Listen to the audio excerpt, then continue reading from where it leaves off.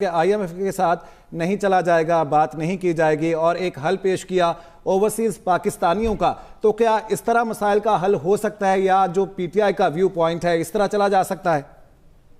नहीं, देखिए आईएमएफ जो है वो सिर्फ इमदाद के लिए नहीं है कि आप को वो इमदाद दे देगा तो पाकिस्तान की इकॉनमी ठीक हो जाएगी। $1 बिलियन से तो कुछ नहीं होता, लेकिन बेसिकली एक कॉन्फिडेंस होता है कि जब आईएमएफ आपको कर्जा देती है तो इसका मतलब ये होता है कि पाकिस्तान डिफॉल्ट नहीं कर रहा या मुल्क डिफॉल्ट नहीं कर रहा, और आईएमएफ की वजह से फिर इंटरनेशनल बॉडीज जो होती हैं वो फिर इन्वेस्ट करती हैं, या बाहर से जो बड़ी कंपनीज हैं वो फिर मुल्क में आके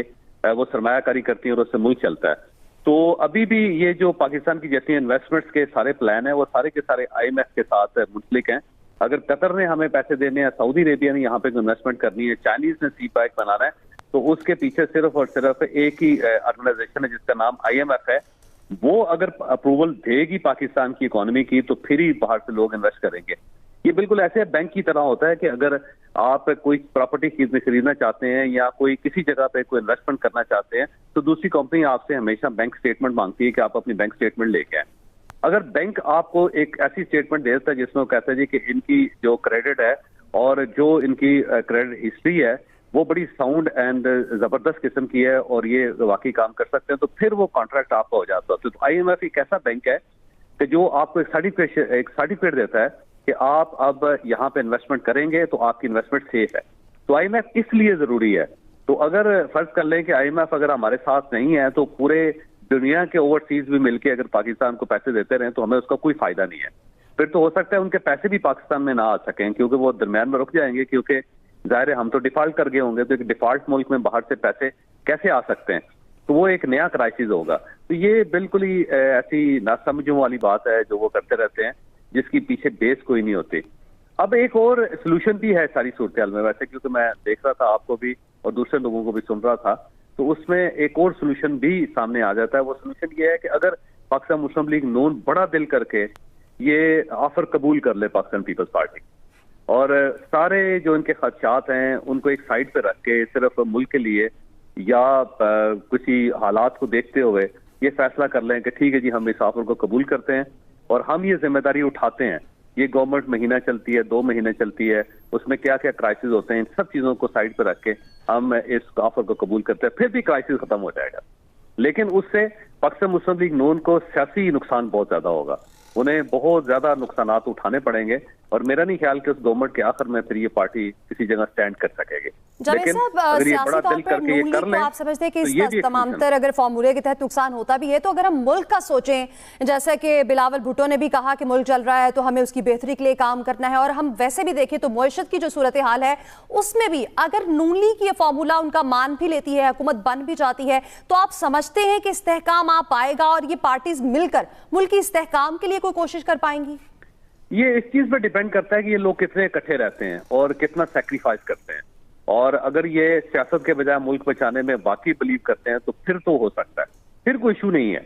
लेकिन अगर ये आपस में लड़ते रहते हैं रोज के, अगर चेयरमैन पीसीबी जो है उसकी अपॉइंटमेंट के लिए अगर ये आपस में लड़ना शुरू कर देंगे, या फिर ये पीआईए की निजकारी नहीं होने देंगे, या फिर स्टील मिल जब उसको बेचने की कोशिश की जाएगी और वो उसको पाकिस्तान पीपल्स पार्टी उसे बेचने नहीं देगी, या फिर ये जो सब्सिडीज है जिससे ज़रा आईएमएफ का बड़ा कंसर्न है कि सब्सिडीज को अलाउ नहीं किया जाएगा, और उस वक्त पाकिस्तान पीपल्स पार्टी स्टैंड ले जाती है कि नहीं जी नहीं, हम तो सब्सिडाइज करेंगे, गैस को भी करेंगे, पेट्रोल को भी करेंगे, बिजली को भी करेंगे, और अगर आप नहीं करते तो हम आपको फिर बजट में आपको वोट नहीं देंगे और फिर आपकी गवर्नमेंट चली जाएगी। और वहां पर भी अगर पाकिस्तान पीपल्स पार्टी एक पॉपुलर किस्म का व्यू ले लेती है तो फिर भी मुल्क नहीं चल सकेगा। तो इनको मामलात को देख के फैसला करना पड़ेगा कि कहां कहां कानून साजी हो सकती है, कहां कहां नहीं हो सकती। ये ना हो कि पाकिस्तान पीपल्स पार्टी पूरे पाकिस्तान में अपने डीपीओ लगवा ले या उस लेवल पे चली जाए और जहां नहीं लगेगा तो फौरी तौर पे वो कहेंगे जी हम हुकूमत को छोड़ रहे हैं या हम आपका वोट वापस ले रहे हैं, तो फिर ये सिस्टम नहीं चल सकेगा। फिर ये बहुत डेंजरस गेम होगी, फिर पाकिस्तान का नुकसान भी होगा, साथ सियासी जमातों का नुकसान भी होगा। लेकिन अगर बाकी खुले दिल के साथ ये समझते हैं कि हमें कुछ चीजें तय करके अगर मामला को आगे बढ़ाना है तो फिर ये हो सकता है, लेकिन उसके लिए दिल बड़ा करना पड़ेगा, जो सरदस्त मुझे नहीं लगता कि इनमें से किसी शख्स का इतना दिल बड़ा है। अगर इस वक्त इमरान खान साहब दिल बड़ा कर दें पाकिस्तान वाकई चल पड़ेगा, पाकिस्तान भी चल पड़ेगा, पाकिस्तान तहरीक इंसाफ को एक पॉपुलर बहुत वोट भी मिलेगा, उनकी हमायत में मिलेगी, और जो जो लोग उनके खिलाफ है वो सबको मुंह की खानी पड़ेगी, और उसके बाद पाकिस्तान तहरीक इंसाफ का फ्यूचर भी बड़ा ब्राइट होगा। लेकिन देखें, जब वो बड़ा दिल नहीं कर रहे तो ये सियासी जमातें जिनकी हर चीज स्टेक पे है, तो ये क्यों इतना दिल बड़ा करेंगे। तो वैसे ऑप्शन जो है, एक तीसरा ऑप्शन जो है वो मैं दोबारा दोहरा देता हूं कि वो ये भी है कि पाकिस्तान मुस्लिम लीग नून खुले दिल के साथ ये ऑफर कबूल कर ले, खुले दिल के साथ ऑफर तस्लीम करें। मुजम्मिल, आपको क्या लगता है, एक तो मुस्लिम लीग नून विलिंग होगी इस ऑफर के लिए जो अभी हुई है, और दूसरा जिस तरह जावेद साहब बात कर रहे थे कि पाकिस्तान तहरीक इंसाफ को अब खुला दिल करने की जरूरत है, तो किस हद तक सियासी जमातों को अब सियासी इस्तेहकाम के लिए ये सब करना जरूरी समझते हैं आप? देखिए, सबसे आइडियल तो ये होता कि पीपल्स पार्टी के साथ कोई फार्मूला तय कर लेते पीटीआई वाले, लेकिन अब उसमें देखिए ना कि उसमें एक नंबर भी बड़ा फेवरेबल मिल जाता उनको, जो कि फिल वक्त उनके पास नहीं है। तो लेकिन ये किया इसलिए नहीं कि चूंकि बयानिया ही आपने ये बनाया कि इसके अलावा सिस्टम में जितनी पार्टीज हैं उनमें से कोई भी कॉम्पिटेंट नहीं है, सबके सब चोर हैं, डाकू हैं, लुटेरे हैं, सब पैसे लूट के बाहर ले गए। तो फिर इतनी आगे तक जब आप चले जाते हैं पॉलिटिक्स में, इसको नफरत का खेल बना लेते हैं और इसमें आप सच और बातिल की लड़ाई इसको साबित कर देते हैं, तो फिर उसके बाद किसी के साथ बैठेंगे तो आपका अपना पॉलिटिकल कैपिटल लूज हो जाएगा। तो बेहतरीन तो ये होता कि वो दो पार्टीज नेगोशिएट कर लेती, चलें अगर नवाज शरीफ साहब आपके लिए बिल्कुल ही नाकाबिले कबूल हैं, लेकिन उसके लिए भी जब पीटीआई के लोगों से हमने बात की, गौहर खान साहब से की, रऊफ हसन साहब से की, सब ने ये कहा कोई कॉमन ग्राउंड नहीं है, कोई भी ऐसी कॉमन चीज नहीं है उनके मंशूर में या उनकी तर्ज सियासत में जो हमारे साथ कॉमन हो। वो और बात है कि तकरीबन 40-50% जो पीटीआई के आजकल मेंबर बने हुए थे वो सारे के सारे पीपल्स पार्टी से आए थे, तो मेंबर तो सारे उनके ले लिए, वो कॉमन ग्राउंड नहीं था उनके लिए, और उनको वजारतें भी दे दी अपने 2018 के दौर में, लेकिन ये कहा कि नहीं हमारा बयानिया उनसे मुख्तलिफ है। तो ये दरअसल एक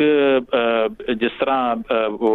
एक होती है ना वाइट वॉश करने की एक मशीन होती है कि जो इस पार्टी में आएगा ना वो चोर है ना करप्ट है तो फिर वो ठीक हो जाएगा, लेकिन जब लकीर के दूसरे पार खड़ा होगा तो फिर वो एक्सेप्टेबल नहीं है। तो इसीलिए अनफॉर्चुनेटली वो नहीं हो पाया। जहां तक नून लीग का आपने सवाल किया कि क्या वो इस फॉर्मूला को एक्सेप्ट कर लेंगे, अब इसमें यही है कि पीपल्स पार्टी उन वजारतों पर एम करेगी जो कि उनको फेवरेबल लगती हैं। PDM 1 के फॉर्मूला में भी ऐसा ही हुआ था, 2 में भी ऐसा ही होगा। तो अगर उनके साथ कोई चीज तय होती है तो फिर तो डिमांड लिस्ट काफी लंबी हो जाएगी। और दूसरा, हमने तो ये भी सुना कि बिलावल साहब के नाम पर वो कॉम्प्रोमाइज नहीं करना चाह रहे थे अगर ये फॉर्मूला तय होता है कि प्राइम मिनिस्टर बिलावल साहब को होना चाहिए, वो भी शायद इनके लिए एक्सेप्टेबल नहीं है। तो अब ये है कि ओवरऑल जो मेरा ख्याल है जो स्पिरिट थी एक चार्टर ऑफ डेमोक्रेसी की, जो कि नून लीग ने, पीपल्स पार्टी ने, बेनजीर साहिबा की असैसिनेशन भी हो गई और मुशर्रफ साहब के दौर की, ये किया इसलिए नहीं कि चूंकि बयानिया ही आपने ये बनाया कि इसके अलावा सिस्टम में जितनी पार्टीज हैं उनमें से कोई भी कॉम्पिटेंट नहीं है, सबके सब चोर हैं, डाकू हैं, लुटेरे हैं, सब पैसे लूट के बाहर ले गए।